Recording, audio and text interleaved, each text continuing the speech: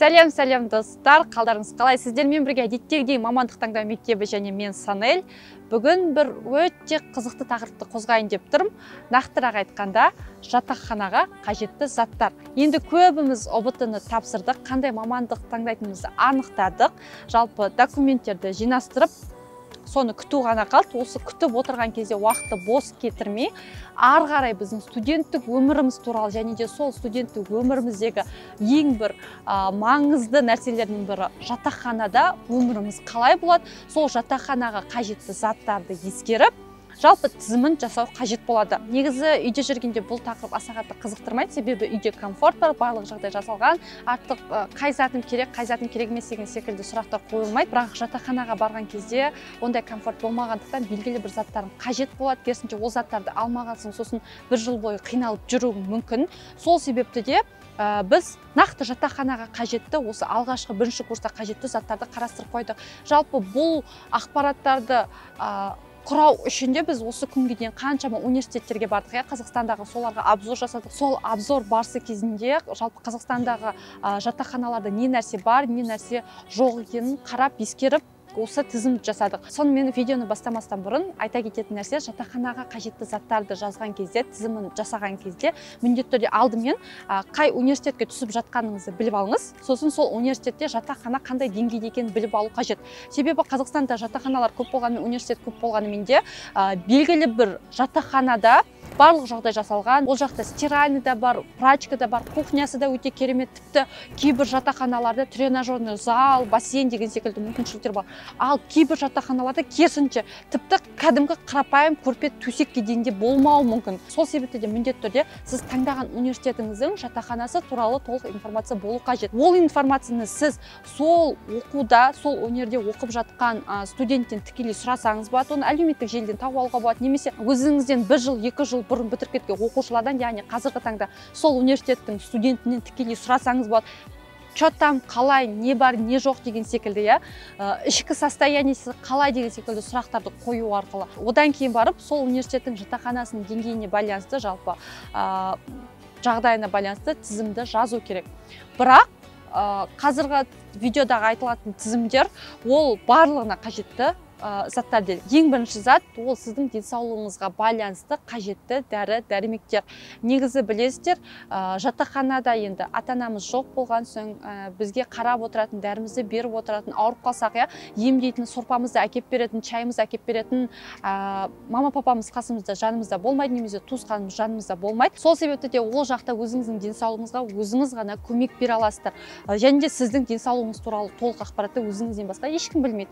Сол себепті қандай ауруларыңыз бар, ол бүйрек болсын, жүрек болсын, бауыр болсын, белгілі бір аллергиялық аурулар болсын, соған қатысты нақты барлық қазіргі таңдағы денсаулығыңыздағы белгілі бір кінәраттарға байланысты дәрі-дәрмектерді өздеріңізбен бірге алып жүріңіз.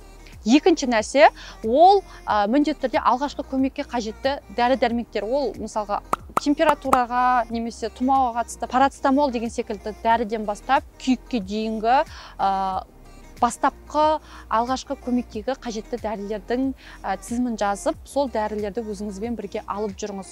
Өйткені жалпы студенттік кезде, алғашқы курс кезінде көптеген өзіңіз білмеген, немесе өзіңіздің денсаулығыңызда, немесе белгілі бір жағдайларға байланысты бір жерлеріңіз ауырып қалуы мүмкін. Мысалға, көбіне студент кезде көбісі аппендицит секілді ауруларға тап болады, соған байланысты не жасарын білмей қалады.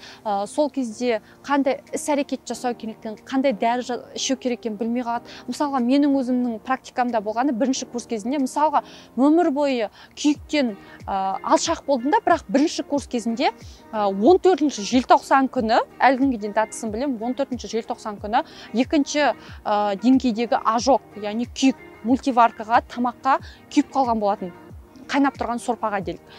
Соның нәтижесінде 16 желтоқсан демалыс барлық жерде маған алғашқы көмек басында көрсетті. Одан кейін врачтарға бару мүмкіншілік болмады. Сондай кезде өзіңізге көмек көрсететін адам керек, немесе өзіңіз қалай көмек көрсету керектігін білуіңіз керек. Сол үшін барлығын алдын ала біліп алыңыз. Соған қажетті дәрі-дәрмектеріңізді міндетті түрде алып жүріңіз. Екінші қажетті зат ол көрпе төсек. Негізі көптеген жатақханаларда простыня, пододеяльник, жалпы жастық астықтың тысы деген секілді барлығы беріледі да.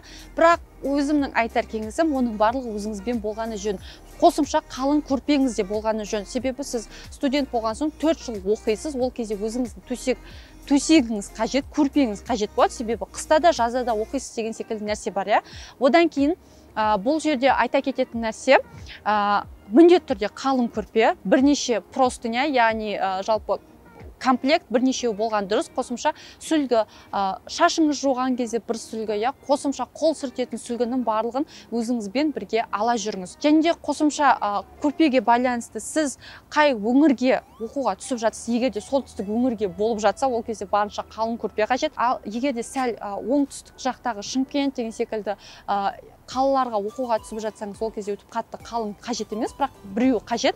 Ал егер де мысалы Алматы сияқты қалаға түсіп жатсаңыз, таулы жері бар, иә, міндетті түрде бір көрпе қажет, және де қалың керек. Себебі егер де сіздің университетіңіздің жатақханасы таулы аймақта немесе тауға жақындырақ болса, тікелей тау мен университеттің арасында өтіп қатты үлкен зданиялар болмаса, қыста салқынырақ болады. Себебі Алматыдағы погода влажная погода, қазақша айтқанда ылғалды. Ол кезде кәдімгідей өтіп қатты салқын болмаса да ылғалдың әсерінен тоңып қаласың. Сол себепті де міндетті түрде қалың төсек жарақты өздеріңізбен бірге ала жүріңіздер. Үшінші, көп оқушылар сұрап жүретіні, алғашқы курста ноутбук қажет па? Енді өте көп сұралады. Өзімде осы ноутбук қажет бола ма, қажет болмай ма деген секілді көп сұрақтар болған. Егер де әлі де карантин жалғасатын болса, яғни келесі жылдан бастап, қыркүйек айынан бастап әлі де онлайн оқитын болсақ, әрине ноутбук тікелей қажетті, немесе үйден оқитын болсаңыз компьютер қажет. Ал егер де офлайн барып оқитын болсақ, алғашқы семестрда өтіп қатты ноутбук қажет болады деп айтпаймын. Және де мысалға, егер де ата-анаңыздың алып беруге мүмкіншілігі болмаса, бұл жерде жылап, мама алып бермедің деп қырсығудың қажет жоқ.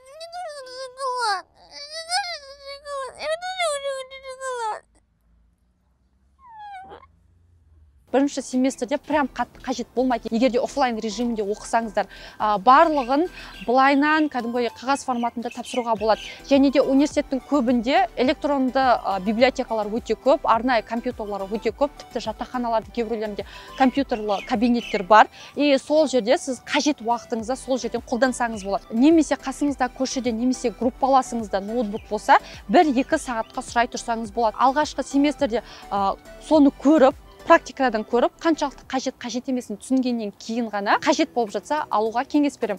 Бірақ уже екінші курстан бастап қалай болғанда студенттің барлығына ноутбук керек, себебі презентациялар бар, арнайы СРС-тар бар, арнайы тапсырмалар бар, иә. Оның барлығына ноутбук қажет болады. Сол себепті де міндетті түрде уже екінші курстан бастап сіздің өзіңіздің қолыңызда өзіңіздің жеке ноутбугыңыз болуы керек. Келесі тізімде қыздар үнемі қолданатын фен, выпрямитель, плойка деген секілді заттарды өздеріңізге алып алған жөн. Себебі біреуде немесе көршілеріңізде үнемі сұрап отыру да ыңғайсыз. Сосын қосымша оларға жек көрінішті болып та көрінуіңіз мүмкін. Сол себепті де ондай заттарды өздеріңізбен ала жүріңіздер. Қосымша ұлдарға да қыздарға да қатысты әрқайсымыз өзіміздің гигиеналық заттарымыздың барлығын міндетті түрде тізімін жазып, шампуньнен бастап сабынға дейін барлығын өздеріңізбен бірге ала жүріңіздер. Және сол гигиеналық заттардың барлығын бір кішігірім арнайы сумкаға барлығын салып қойған ыңғайлырақ. Себебі душқа барған кезде де өзіңізбен бірге алып жүру, ол шашылып кетпейді, бір затыңыз бір жерде қалып қоймайды деген секілді нәрсе бар. Сол себепті де бір сумка алып барлығын ішіне жинақтап қойыңыз. Одан кейін міндетті түрде көбіне қыздар, енді ұлдар өстіп қарайды, бірақ қыздар өздеріңізде әрқайсыңызда утюг болғаны жөн. Кейбір университетте тіпті гладильная доска бар, арнайы кабинет бар, арнайы бөлме бар, жатақханада, бірақ асыққан кезде ол жаққа барып жүру оның уақыт алады. Сол себепті де өзіңізде утюг болғаны маңызды. Себебі қыжым киіммен еш жаққа бармаймыз, ал басқа бөлмедегі қыздардан сұрап жүруде ол да ыңғайсыз тудырады. Сол себепті де әрқайсымыз өзімізде осы зат болғаны дұрыс. Ыдыс аяқтан енді әрқайсымызда қасық, вилка, пышақ, белгілі бір сорпа ішетін бір ыдыс, шұңғыл ыдыс, кішігірім тарелка. Одан кейін қормаш жасауға да болатын, сорпа жасауға да болатын кішігірім қазан, кішкентай ғана бір қазан алып алған дұрыс. Себебі андай әр ыдысты алып жүрсеңіз де ол тасып жүру ыңғайсыз болады. Ал егер де кішігірім сондай ыдыс болса, ананы да мынаны да жасау ыңғайлы болады. Және де қосымша тамақ жасаған кезде керек шұңғылдау пластмассовый ыдыстар болады ғой, сондайларды да өздеріңізбен бірге алып келгендеріңіз жақсы. Себебі көкөністер турайсыздар немесе жеміс жидектер турайсыздар, соны салып қойған кезде ыңғайлырақ болады. Жалпы ыдыс аяқтан қажетті, именно сізге қажетті ыдыстардың барлығын тізімін жазып қойдық. Осы тізімді қолданғандарыңыз дұрыс. Енді ары қарай қажетті заттардың бірі чайник, сушилка, мультиварка немесе плитка, общий швабра, тряпка немесе бір тазик деген секілді заттардың барлығы, оны өздеріңізбен бірге арқалап жүрудің қажеті жоқ.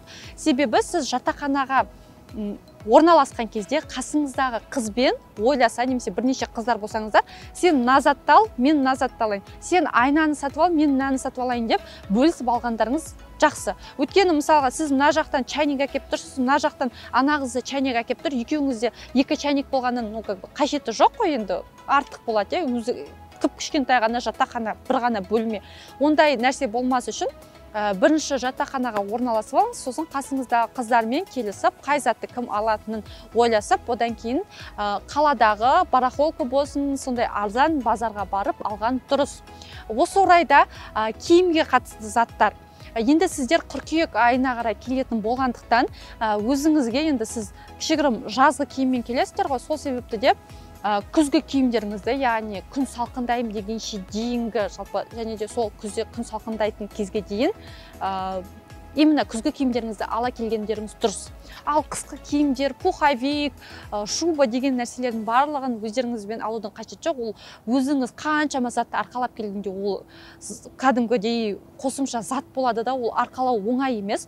Оны әзірге үйде қалдыра тұрыңыздар. Бірінші толықтай жатақханаға орналасып алғаннан кейін, жайғасып алғаннан кейін барып қана уже күн салқындаған кезде үйден посылка ретінде ол почта арқылы немесе пойыздан сал жіберу арқылы, немесе самолеттан сал жібереді, немесе таксимен сал жібереді, индрайвермен, үйдегілерге сал жібер десеңіздер, қажетті заттарыңызды салып жібере алады.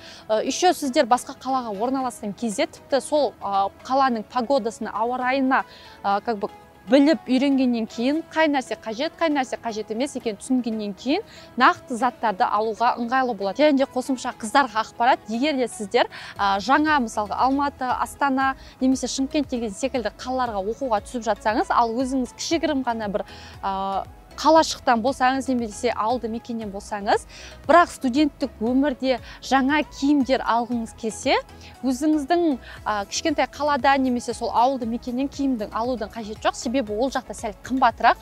Ал егер де сіздер Алматыға түссеңіздер немесе Шымкентке немесе Астанаға түссеңіздер, бұл қалада да бастапқыда киімді арзан алуға болатын базарлар бар, арнайы бутиктер бар, арнайы торговый центрлар бар, барахолка бар. Мысалы Алматының өзінде ол жерде өте көп киім алған кезде, барлық заттарыңызды түгендеген кезде, студенттік кезде кішігірім барахолкаға барып заттарды алған дұрыс деп ойлаймын. Бір жағынан ата-анаға да өтіп қатты шығын болмайды, бір жағынан өзіңіздің туған жеріңізден на жаққа кәдімгідей сумка болып заттарыңызды арқалап жүрмейсіздер.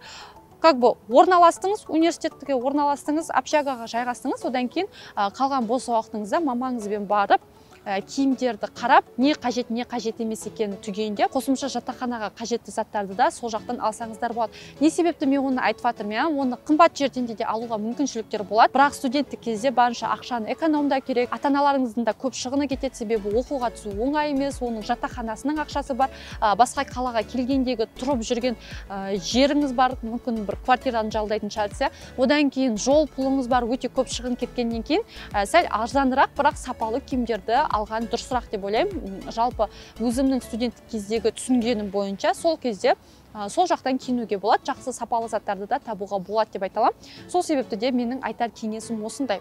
Жалпы бүгінгі видеода осындай ақпараттар айтылды, және де жатақханада тұра бастаған кезде уже уақыт өте келе қай зат қажет емес деген секілді ұғымдар қалыптаса бастайды. Мүмкін атмосфераны бір белгілі бір уютты сезінгіңіз келсе, уже гирлянда сатып алып, өзіңіздің бөлмеңізді, өзіңіздің бұрышыңызды әдемілейтін шығарсыз, фотоларды шығарып әдемілейтін шығарсыз, кроватіңіздің алдында.